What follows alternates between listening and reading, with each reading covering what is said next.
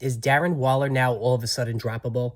This is the Fantasy Sports Boss. Fantasy football crisis points start today. After 4 weeks, I always unveil the crisis points. These are players that have let us down through the first 4 weeks of the season. I will explain what's going on, if there's any hope for the future. Now, if you're new to the channel, hit that subscribe button. Not sure about a stream today, guys. I'm still under the weather. You could probably hear it in my voice.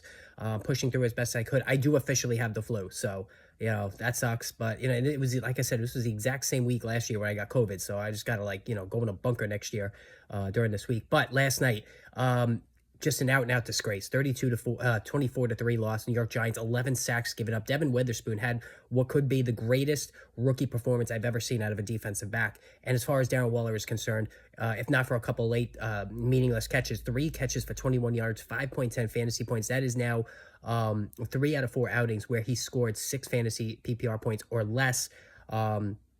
Just a disaster all around. The Giants' offensive line is comically inept. They can't get anything going down the field. But here's the question. They brought in Darren Waller, so why aren't they throwing to him? So this is what I did. I went back and watched, because I'm a Giants fan. I watched a lot of these games again, fast forwarding through the defensive plays, just to concentrate on what Waller is doing. So this is what the Giants are doing with Waller. Instead, since the Giants have a plethora of slot guys, especially after Wan'Dale Robinson just came back, they have Robinson, Sterling Shepard, Paris Campbell. These are all slot guys. So for lack of a better term, Darren Waller is being used as like an X tight end. So they're putting him in the intermediate to almost deep range. And since the Giants' offensive line is so bad, Daniel Jones just does not have the time to throw it to him. So he's throwing underneath to Paris Campbell. He's throwing underneath to Matt Breida or Saquon Barkley. He's throwing underneath to Wan'Dale Robinson, who, in PPR leagues, if you're desperate, might be somebody to pick up this week. But Darren Waller is being left behind, like I said. And also, he might have lost a step. He's, I believe he's 31 or 32. He has a long history of leg injuries.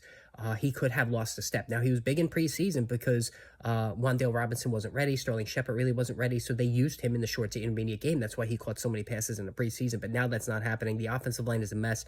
And I'm here to tell you, as a double Darren Waller owner, I'm starting to look at options now. So that shows you where I am with Darren Waller. This is an official crisis point with Darren Waller. He is now droppable. Unbelievable.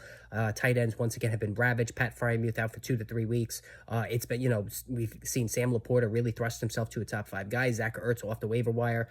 There's been some really good finds off the waiver wire. So I think that's what I'm going to have to do. And I think that's what Darren Waller's are going to owners are really going to have to do going forward. It really is that bad. The Giants are just a joke.